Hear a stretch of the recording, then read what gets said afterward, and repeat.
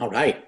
So good afternoon, everybody, and thanks for joining us today for what is basically the first substantive session of this workshop series. We did a quick overview last weekend, but this is the first one where you're going to get really good, exciting, specific information. As you might know, this series is done in conjunction with the Digital Course Enhancement Project that the UNC system has been sort of up to for the past few months. And the series is designed to introduce open educational resources. You're going to hear the word OER a lot. That's what those are, open educational resources, which are in a lot of ways the backbone of the project. This particular session offers some foundational information on OER. Specifically, we hope it helps to address the two most common questions that faculty have shared in the past. Where can I find OER, and how can I tell if they're any good or not? This session is being recorded, thank you, Michelle, and that recording will be available at coursecollections.northcarolina.edu probably sometime next week or perhaps the week after, just depending on how everything goes. To guide this discussion today, we're so pleased to have two experts from within the system, Sam Harlow and David Tully. Sam received her MLS from UNC Chapel Hill. She's currently the online learning librarian at the University of North Carolina at Greensboro, as well as the research liaison to kinesthesiology, public health education, and community and therapeutic recreations. That's a mouthful. She runs the UNCG Library's open educational OER services and programming with her colleague, student success librarian Melanie Rude. And then our second speaker will be David Tully. David is a second-year library fellow at North Carolina State University.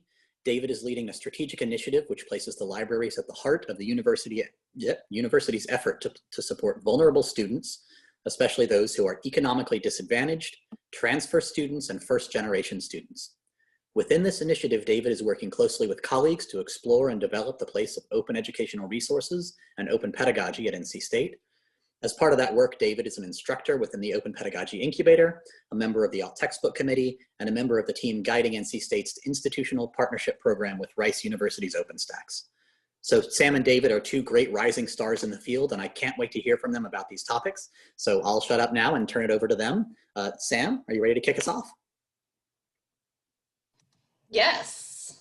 So great. Welcome to this kind of first, right, in the series that Will was mentioning. So Will did a great job introducing me and David, so I'm not going to harp on that, but here's our email addresses, and we will flash this on the screen at the end as well.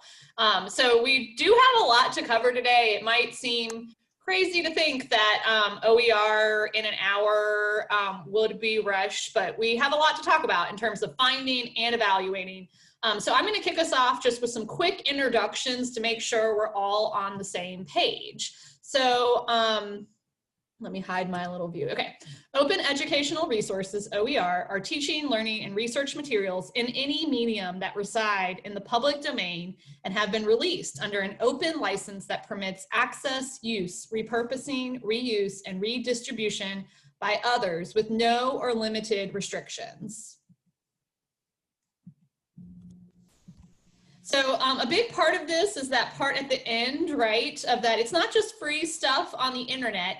It has these 5 R's of OER, and that they can be reused, retained, revised, remixed, and redistributed. So a lot of times OERs are used in terms of replacing textbooks or anything that costs students money. So they are a tool for that in order to help our students, and especially right where we are right now, right, in 2020, still in a pandemic. So that is a big part of how OER is also talked about.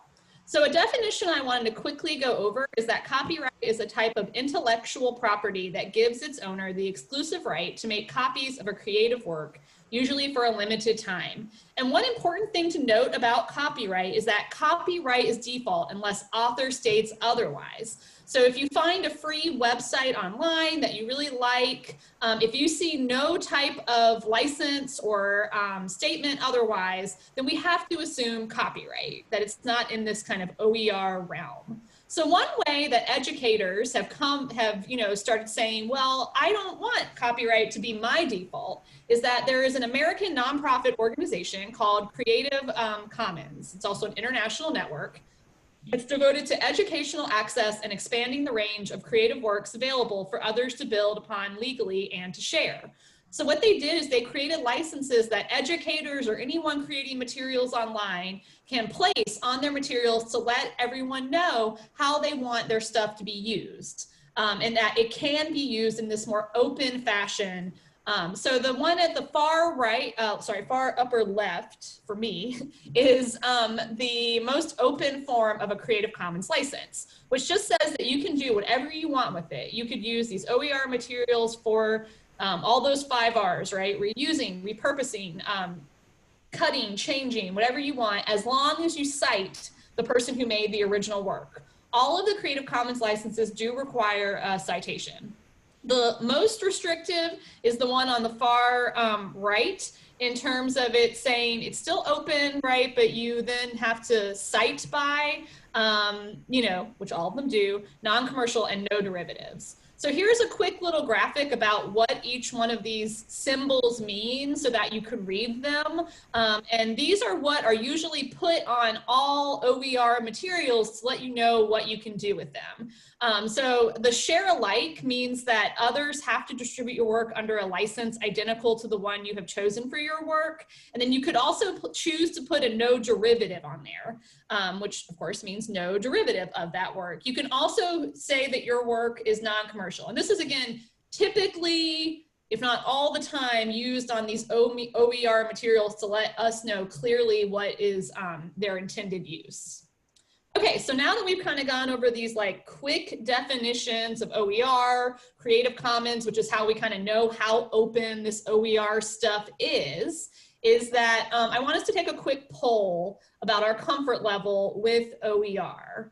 And then let me know what you're hoping to learn today. So you're gonna go to www.menti.com. You can go on your phone. You can also push escape and open up a browser if you're on a computer.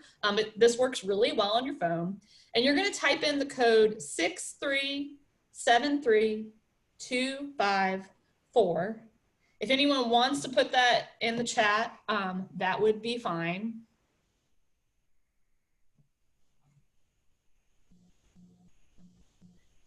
Could you just go ahead and put the website and the code into the chat? That would be a lot easier.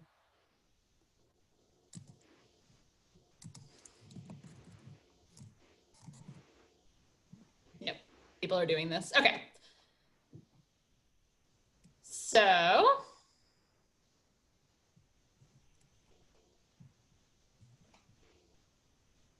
I'm assuming someone put the code in, but just in case not, here I come. David, you're a rock star. Here we go. Okay, so hopefully some people are filling it out. I see it happening. Note here that the code is still on the top. It's www.menti.com and the code is 6373254. It's also now in the chat. So y'all are kind of in the middle, in terms of I could teach this webinar about finding and evaluating OER. I knew that there would be some librarians here, so if anyone has anything to say or share in the chat, feel free. David is going to help me monitor the chat as I'm setting up the kind of find part of this OER. So a lot of you have already found OER for a college or university course. Great. So that is awesome. And then some of you have evaluated it. So we're kind of in the middle with that. Cool. Great. And if you feel like you have any stories you want to share throughout this webinar about OER, finding it, what you've liked and what you haven't liked, I'm going to be going over these OER repositories and what they are and some ones we recommend. So if anyone has any stories about that while I'm talking, feel free. Again, David is helping me monitor the chat. And there's a lot of other librarians here who might also contribute. Great. So the next question is, what are you hoping to learn today about finding and evaluating OER? And this could be like a sentence or so.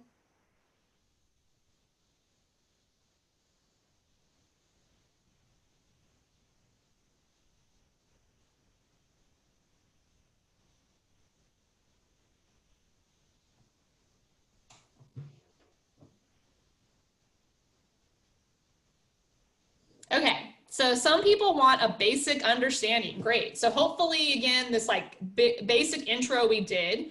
will help you. So find some great resources for online courses. Yes, OER are typically, most of the time, in digital form, which means they are great for online courses. And especially in this pandemic where we're having to build online courses quickly, ideally, again, they're gonna help our students in a lot of ways, but also help y'all as instructors in terms of y'all not having to start from scratch, working within the syllabuses you already have and adapting them.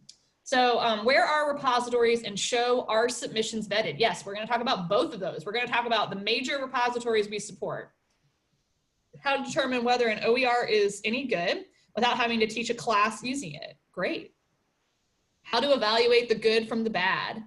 Yes, so David is going to be talking about really the evaluation techniques, what we kind of do in the OER world to kind of review them. Great. How to incorporate OER work supports. Great. We're going to talk about links, how to get to those links. Cool.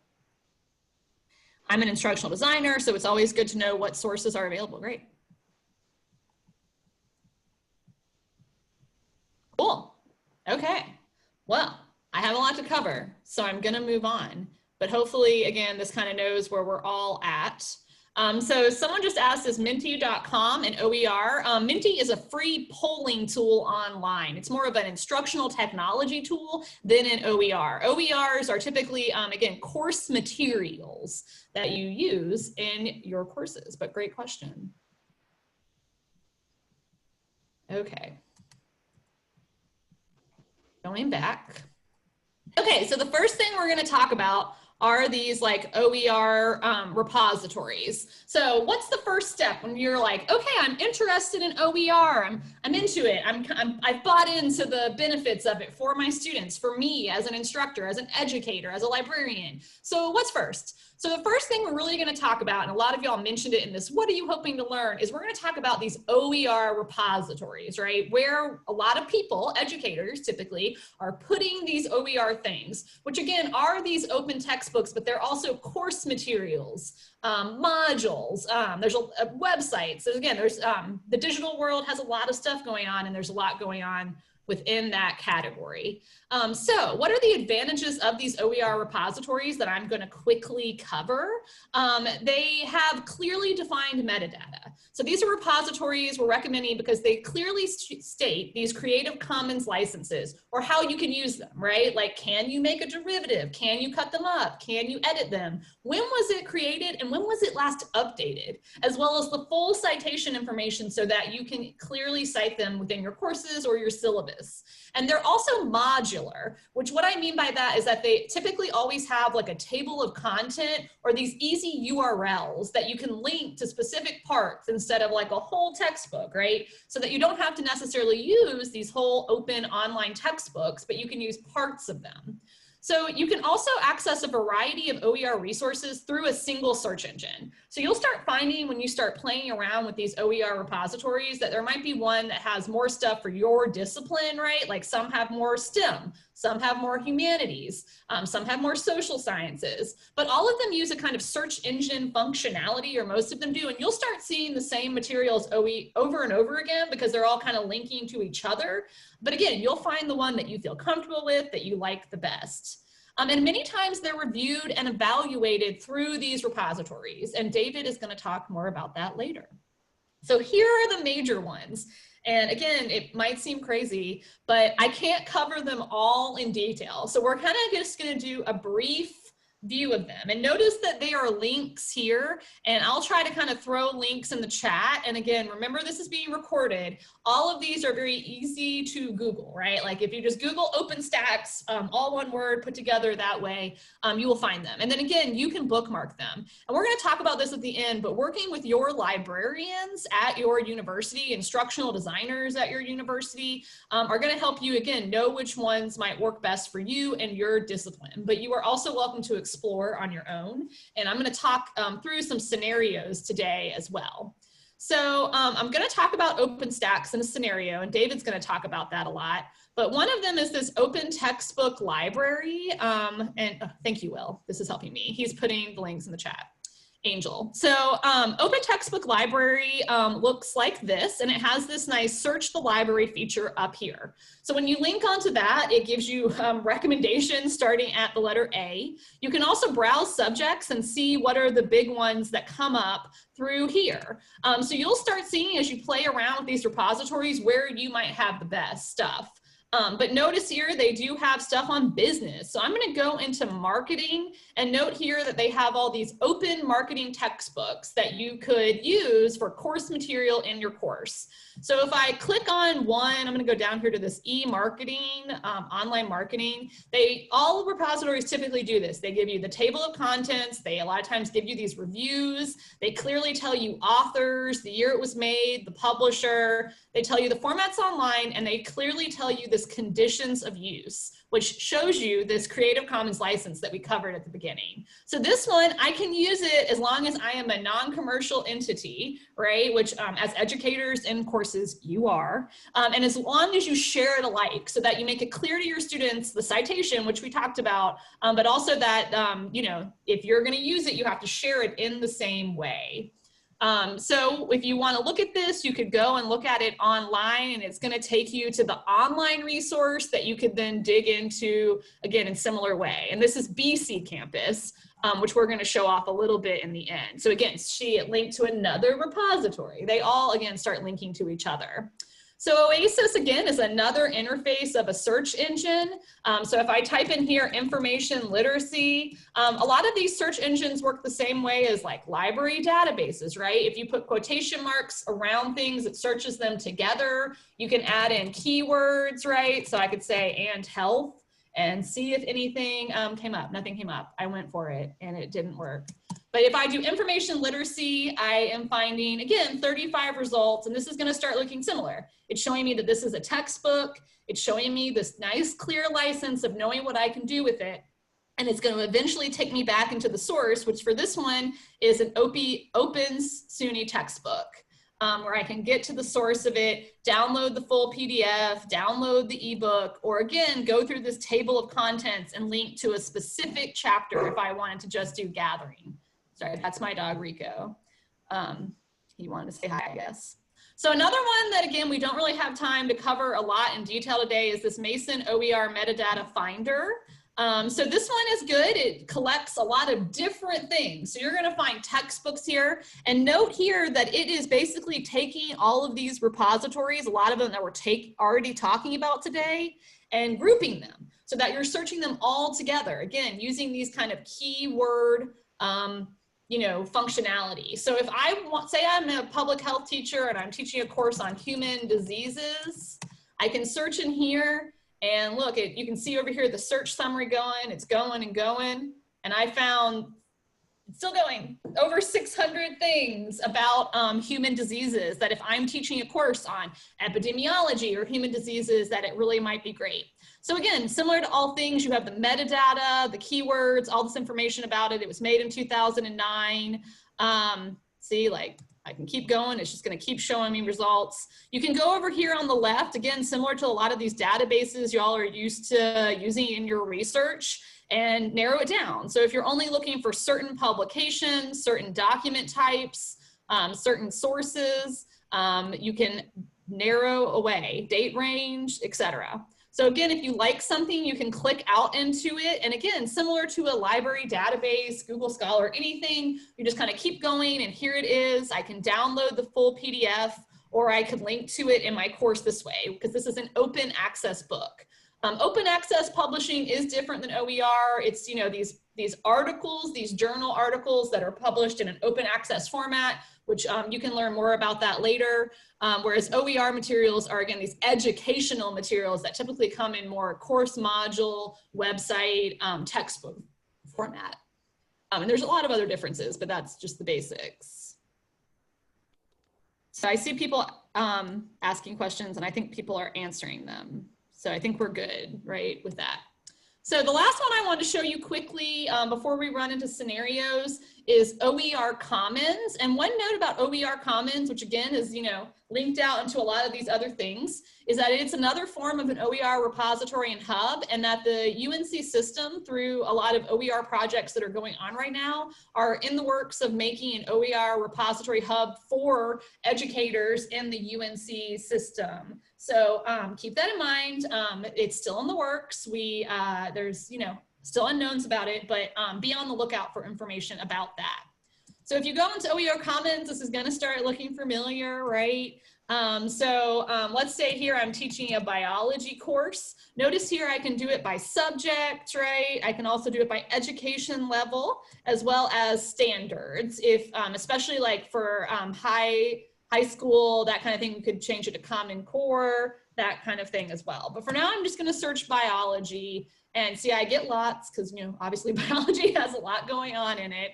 But if I search that, right, see, it's taking me out back into OpenStax, which we're going to talk about in a second.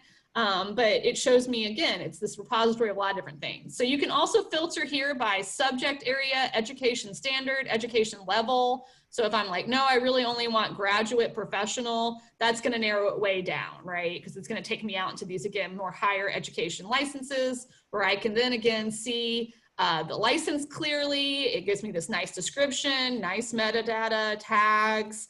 If there are evaluations, you can save it and view resource as well. So if I click onto here, it takes me into this actual resource of the biology open educational resources made by hospital scientists. Okay, so now we're just going to run through a couple of scenarios before David takes over and talks about evaluating this OER stuff that you're finding. So let's say you're an instructor who wants to convert an anatomy and physiology course to online and eliminate a textbook. So we're going to go through some searching strategies. So OpenStax is a nonprofit company from Rice University that puts out these peer-reviewed textbooks that are really high quality and have tons of reviews on them, which David's going to talk about in a second. So if you go out into the OpenStax interface, they're going to give you this option. They're going to give you all this stuff. And then they give you this nice subject field to kind of look through these, again, great textbooks, open textbooks that they have. So if I'm looking for an anatomy and physiology textbook, I can go down into science and then note that I now see these great peer-reviewed open access textbooks. So for anatomy and physiology, here's one on that subject. So again, great metadata. It gives you this nice summary. It gives you all the citation information you need for the full book. So many authors, because they have contributions to all the different chapters.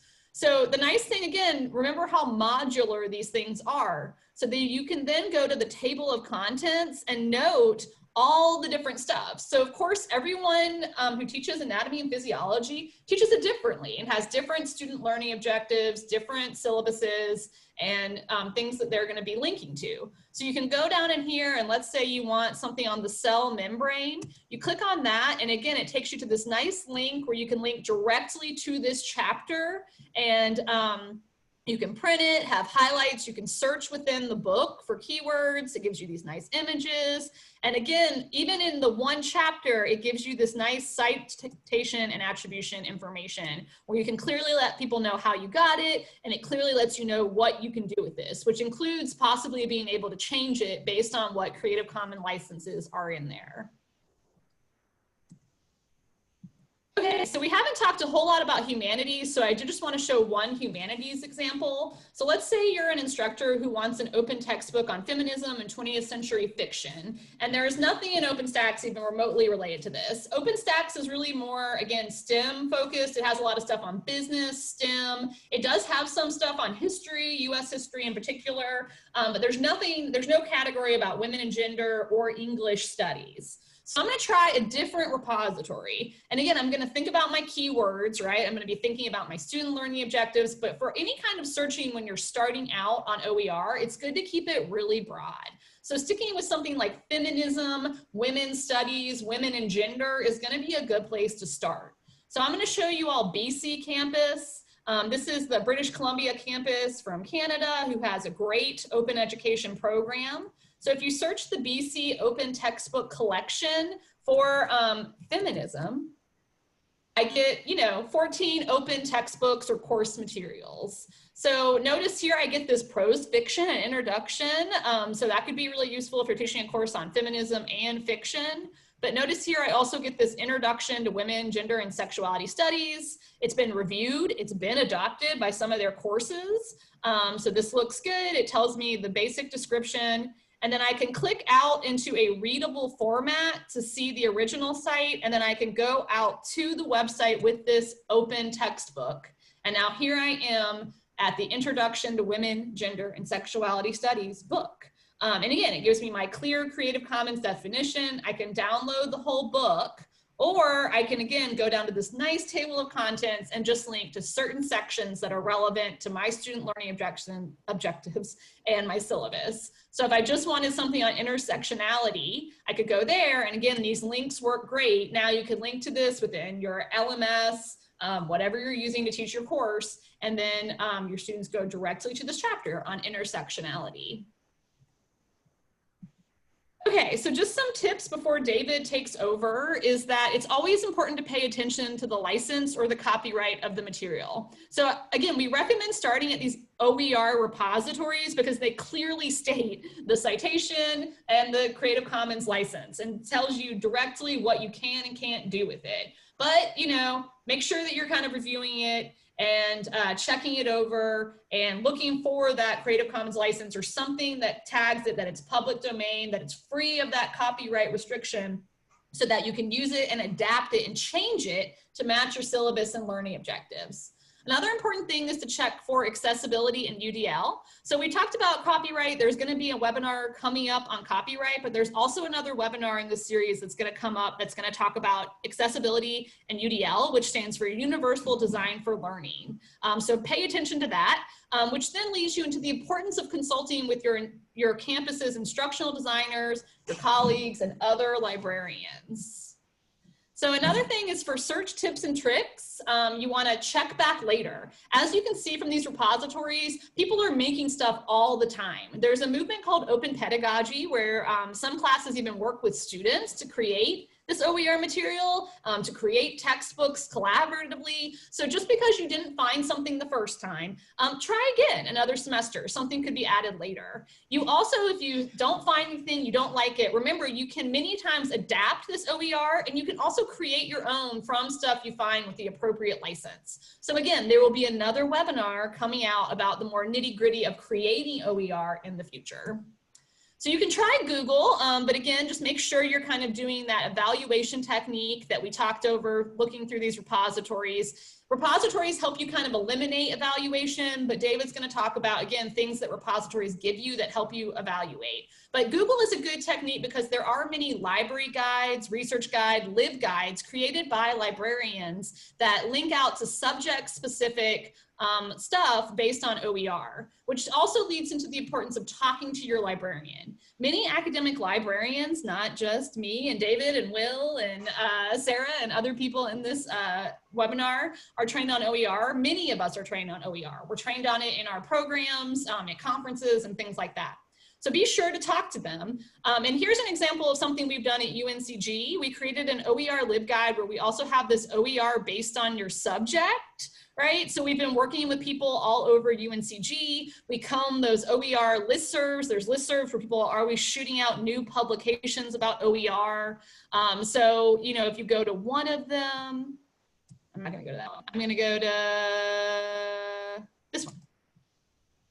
We have like ebooks in our collection that you could link to. We have online courses. We have course resources. So like here's one we just add on the contemporary American family that links you out to a whole open online course about something to do with American families. So you could adapt that, change it, even though it was written in 2000 or, taught in 2004, you could obviously adapt it and change it to be more current. And that leads me into David. So I'm going to start monitoring the chat and mute myself. And thank you. Okay, thanks, Sam. Thank you for that. I'm just going to share my own slides. Let's have a look here. And it would help if I go into present mode. Okay, just as a safety check, thumbs up if you can see my screen. Great, okay. And I'll start off as well by saying, like some of you, I'm sure, I'm homeschooling today and it's lunchtime. So if you do happen to hear Power Rangers or something in the background, please note that is not part of my presentation and I am not intentionally shattering copyright there, okay? But moving things along, I mean, Sam did such a fantastic job talking about discovery and how to go about it and everything else. And you know, a question one might ask themselves is, why isn't OER the default option? Why isn't the free resource the default option? And then if a suitable one isn't out there, why isn't the commercial textbook the next option along? Why isn't that the plan B? And a lot of research has been done on that, I think, over the last 10 years or so. And the themes are kind of recurrent. So number one is discovery in terms of how do I go about finding this in the first place? One of them is time. Faculty are not blessed with time. That's probably not ever going to change, I'm sure. And the other is quality. So how, when I find something, do I know that it's any good? And you know, as a librarian, we can help with discovery. We want to help with discovery. In terms of time, we can't magic time, but we can do things along the lines of, you know, a lot of institutions, including our own, has things like grant programs. So you can get support. You can hire a graduate student, whatever it might be, to help you like address that time aspect. But the other one is quality. And you know, how when I'm searching across these different repositories, when I find this individual title, like how do I measure it? Like how do I know that this particular resource that I'm looking at is high quality and good enough for the class that I'm going to be teaching? So today I want to sort of talk about, like, you know, more about the quality of qualities, sort of as it were. And to begin with, I want to say that there's sort of like two components to this. The first one is OER as a body of materials high quality? And how does that relate to efficacy and equity, which I think is important to all of us.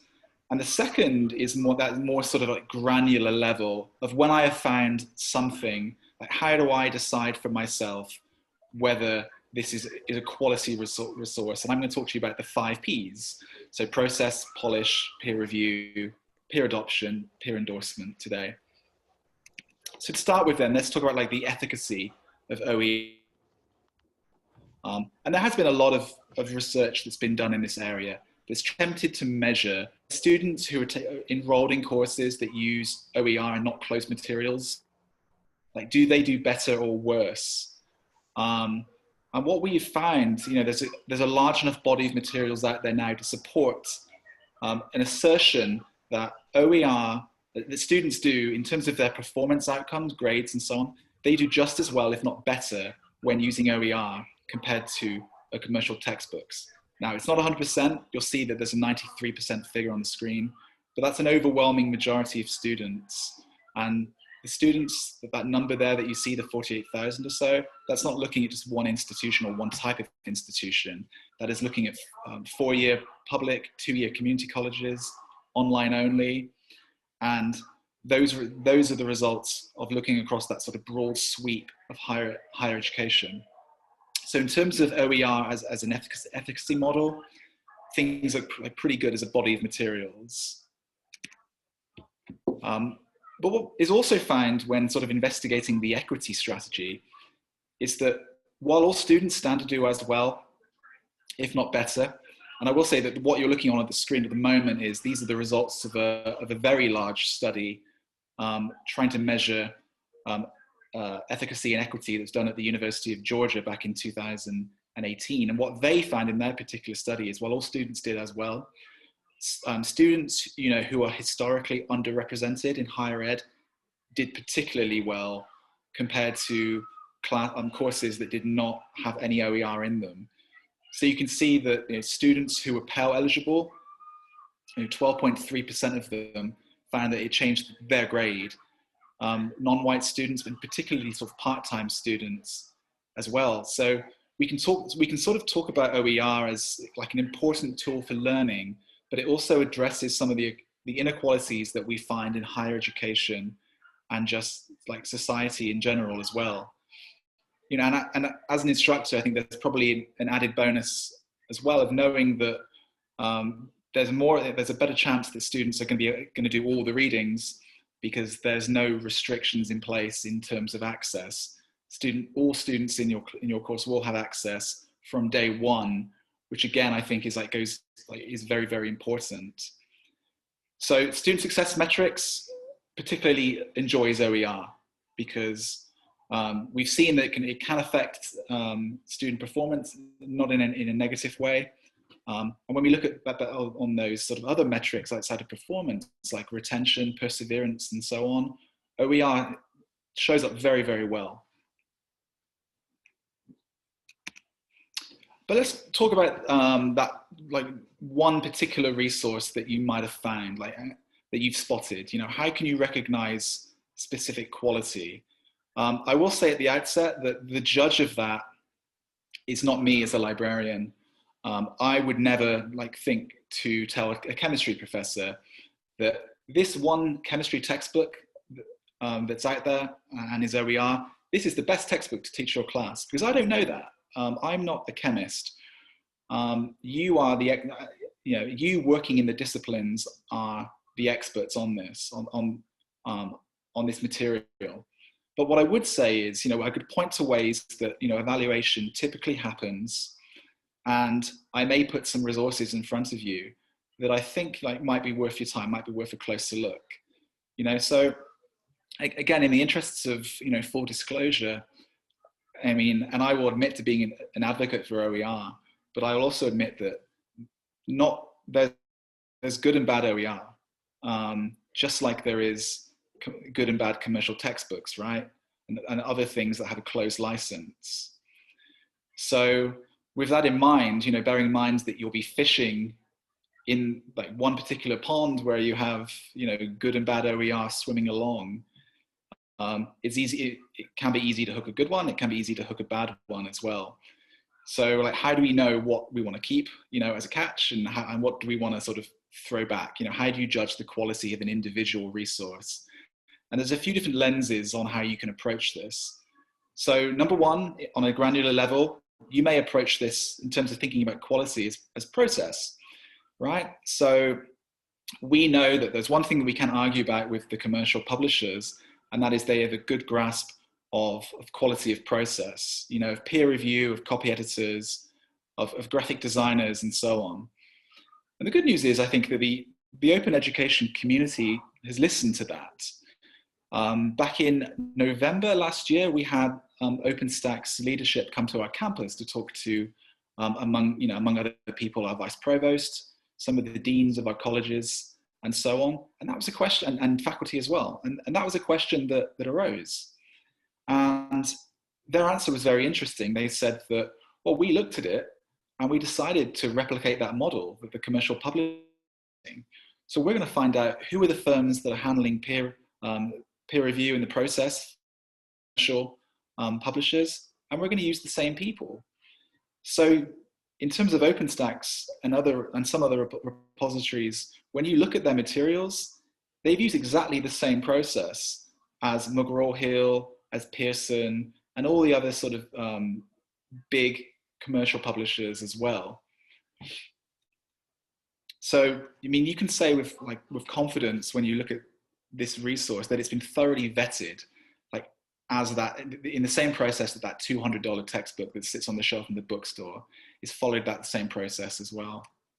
So number one, quality as process. Another way of talking about quality is the polish. And I kind of like to use the analogy, I'm not sure if it works or not, but I'm going to go with it. You may be looking to buy, but you may be in the market for a used car, okay?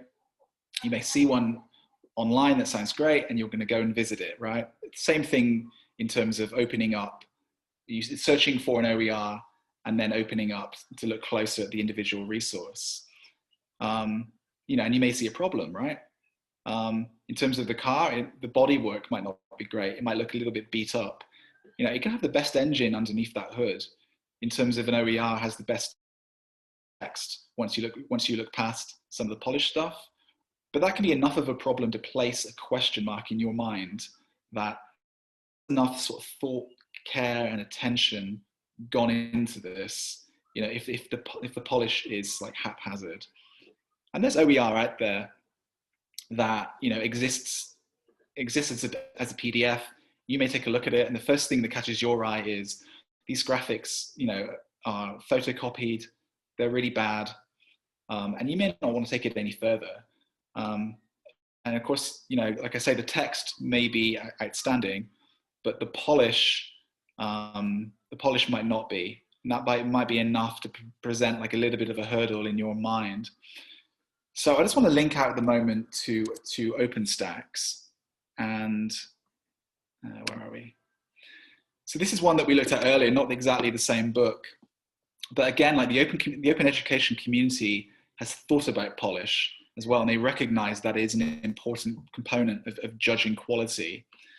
So this is the OpenStax Intro to Sociology, 2nd edition.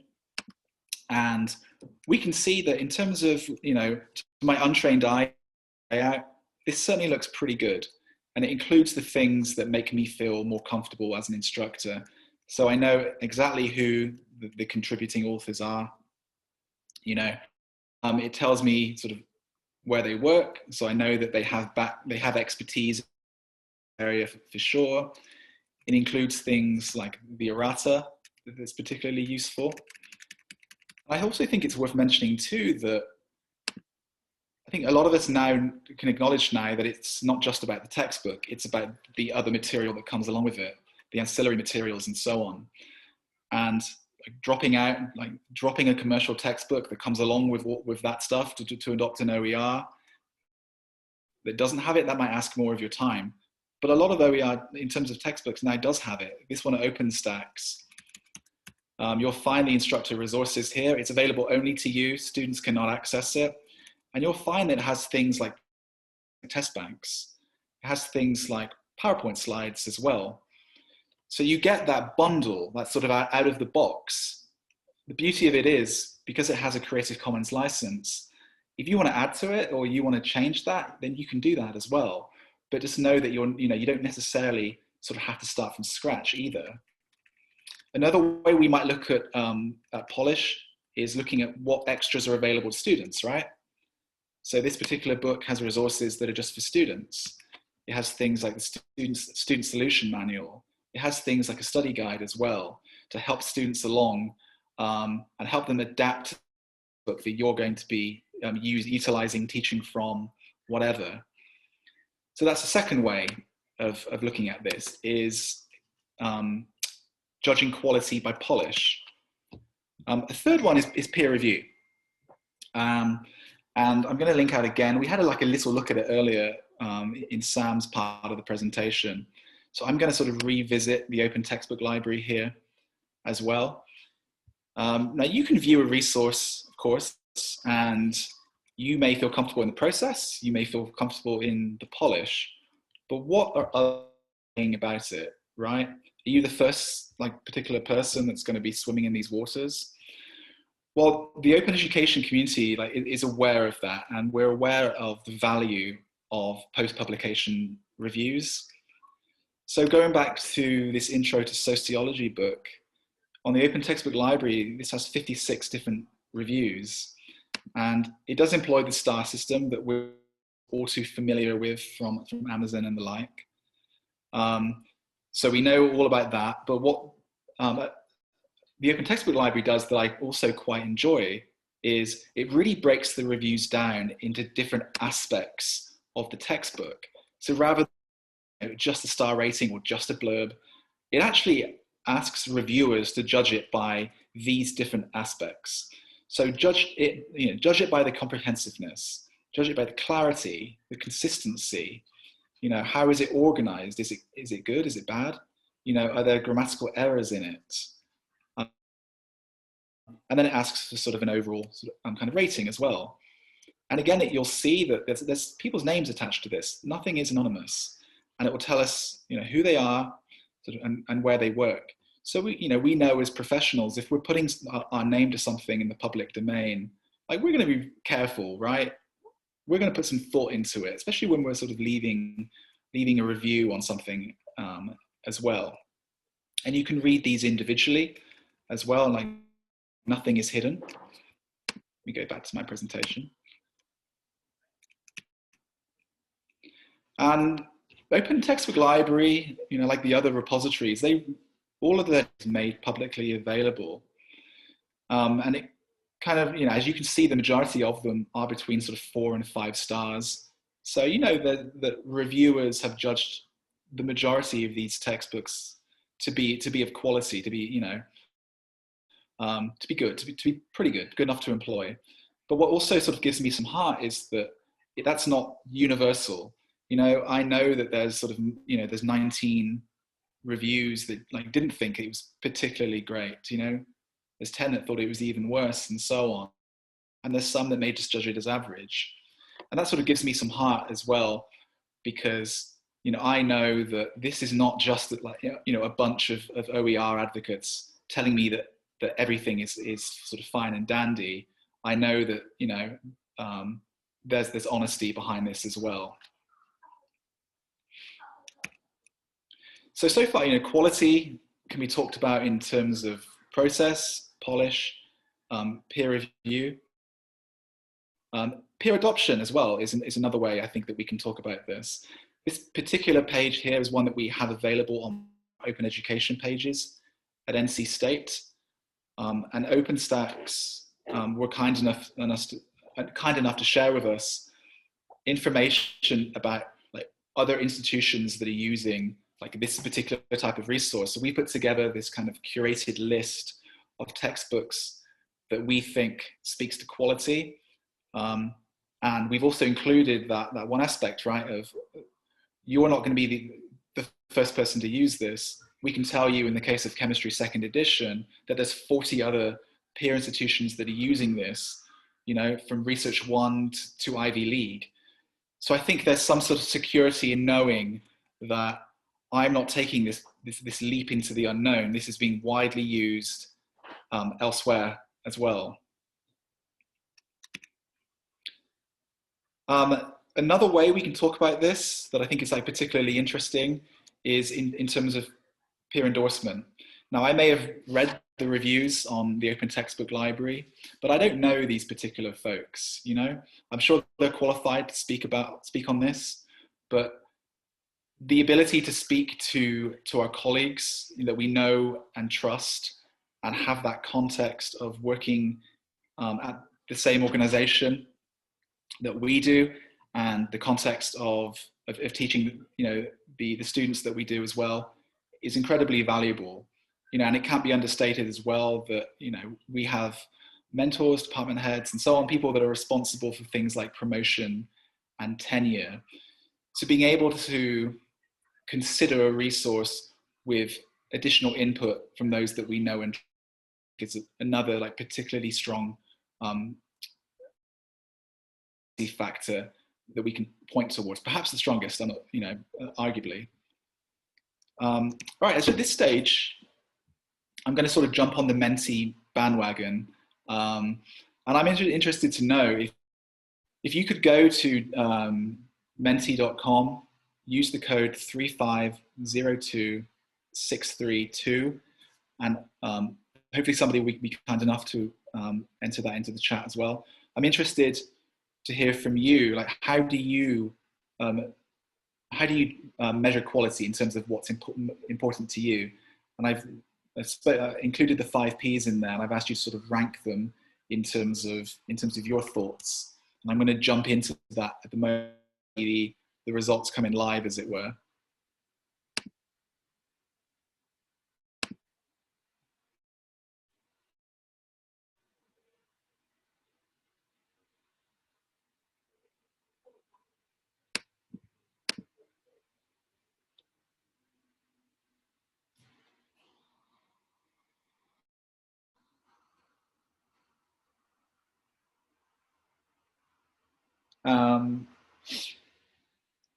For a moment there, I was wondering if it was going to work, but I'm glad to see that it's jumping around in front of me. Okay, that's very, very interesting. So it certainly looks, we've got sort of two, I would say, two kind of standout categories of quality that are important to our audience. So I'm interested in knowing, for those of you that have chosen peer review via either the chat or, you know, also feel free to sort of like via audio. What is it about sort of peer review that speaks to you? Why did you rank that kind of like the highest aspect of quality factors?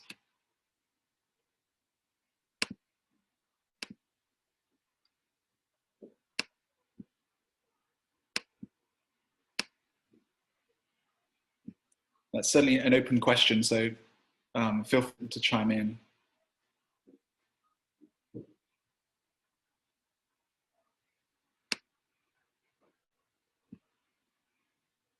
Okay, thank you, Jeffrey. So you've mentioned that peer review ensures both a check on the content and a vetting of the problem sets. Okay, I think that's certainly something we can all agree is like a really important component of quality. Thank you, JD. Yeah, experts on the subject have vetted the material. I mean, we know that, right, the internet's certainly the Wild West, publish anything, but certainly there is security in knowing that pairs of expert eyes have looked at something prior to publication. I think that we can take a lot of confidence from that. And Sam, I think that's a great point. You know, that's something we do, like in our first year writing program, is talk to students about like evaluating scholarly sources, and subject authority is an important part of that. Thank you, Barbara. Yeah, absolutely agree. Yeah, peer review is generally accepted for journal articles and other scholarship. And I've spoken to like plenty of faculty about OER, and absolutely, I've come across occasions whereby there is maybe a misconception that OER does not go through the peer review process, and we know that that's not necessarily the case.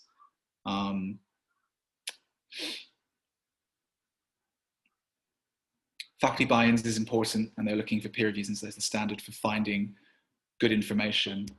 I absolutely agree. So shifting along then, what about?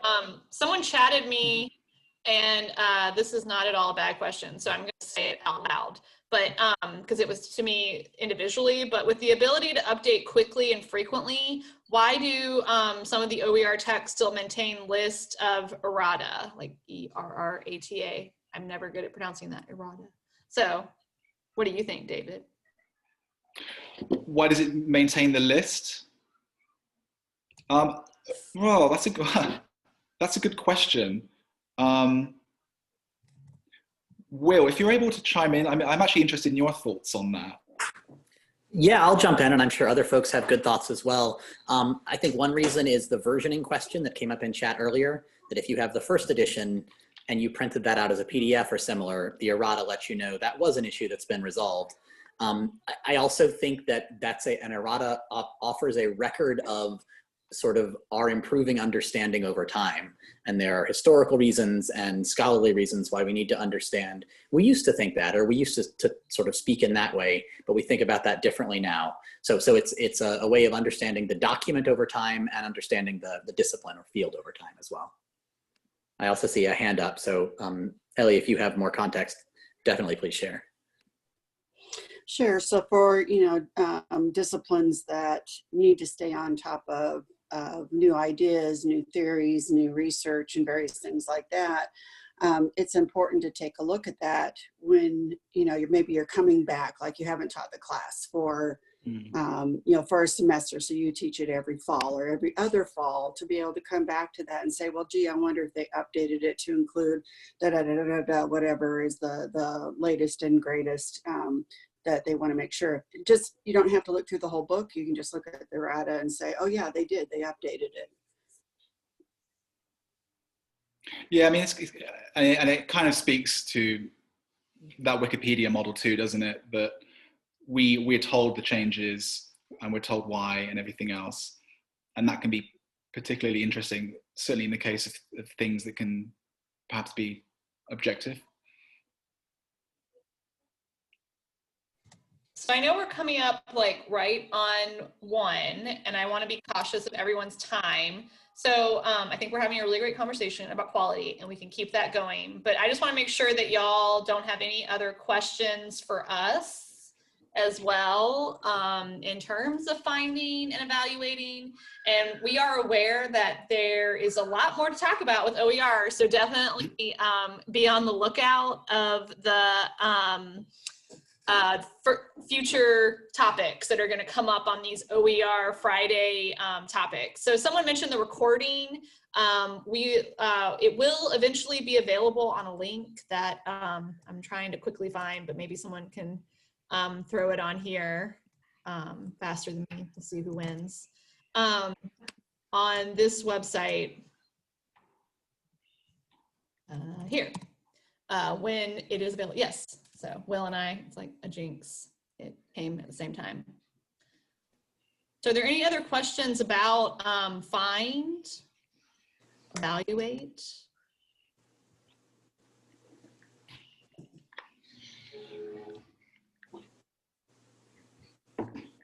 And if there are not, I'll say first, thank you to our presenters. This was really useful and exciting, and I think you've led a good discussion. This is going to be a good resource for folks today and going forward as well. Next weekend, we're going to continue the conversation. Once you've found something and decided it's pretty good, how do you localize it and how do you integrate it into a learning management system or course management system? So we hope you'll join us to continue the discussion next week and then over the next 8 weeks or so to keep sort of having these conversations and talking about what we can do with OER. So thank you, Sam, Jeffrey David, and everybody. asked, to what extent are OERs crowdsourced, or is a closed community that edits them? So, I mean, David, I think that's kind of in the evaluation field, but I will say it depends on the repository or how you're making it available. David can talk about that. And it also depends on your university in terms of like programmings or incentives or workshops of crowdsourcing. So, David, do you want to say anything more about that? Yeah, I just want to, my connection is starting to play up a little bit. So the question was, to what extent are OERs crowdsourced? Or is it a closed community that edits them? Again, I don't think there's a hard and fast rule. Is my impression. I know that OpenStax, for instance, they've been quite open with their process, and I'm fairly sure in terms of vetting that there's a broad sweep of educators across different types of institutions that are the vetters, so to speak.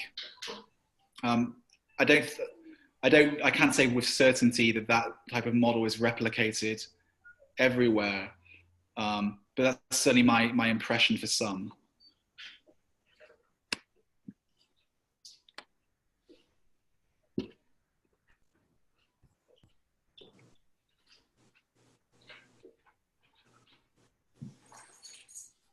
Sam, I see you're sharing something in the chat as well.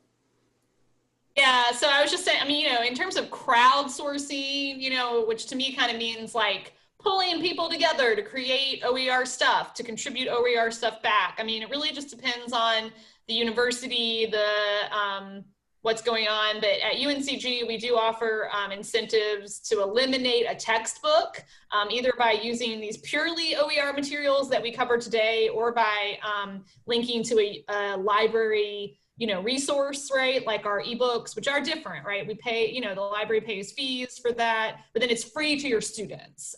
So we're okay with that. But in an ideal world, we use this OER stuff, we create this OER stuff, but there are like incentives. So I would check with your librarian at your university, your instructional designer. I know there's some instructional designers in your room, and see if there's any, like crowdsourcing opportunities at your particular institution.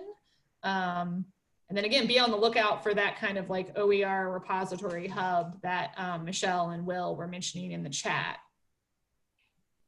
I think I just like add in too that, I mean, in the current climate, administrators are obviously going to be looking at things like retention and enrollment and so on. And the fact that we have we have studies that show that OER helps in those efforts, can kind of perhaps help frame the conversation for those who are interested in doing something like crowdsourcing.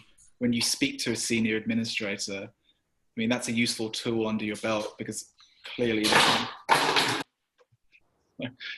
they're going to be thinking in those kind of terms as well as all the other factors that go into what makes OER like a particularly useful thing to think about at this moment in time in terms of student success. Yeah, and like speaking about like equity and student success, I think I briefly mentioned this in my part, but you know, open pedagogy is another form of crowdsourcing kind of your students to help you create OER, as well as contribute back to the field of OER. And there's going to be a webinar on that in this series as well. And there's also an open pedagogy notebook if you wanted to like Google that in the meantime, if you're like, you know, really into doing it right now. But be on the lookout for that webinar as well. I think that's pretty cool. But I have to head to another webinar. But thanks everybody. I'm going to go ahead and stop the recording now. Okay. Thanks everybody. Michelle. Thanks everyone. thanks. Have a good weekend. It's Friday. Yes. Bye. Thank you.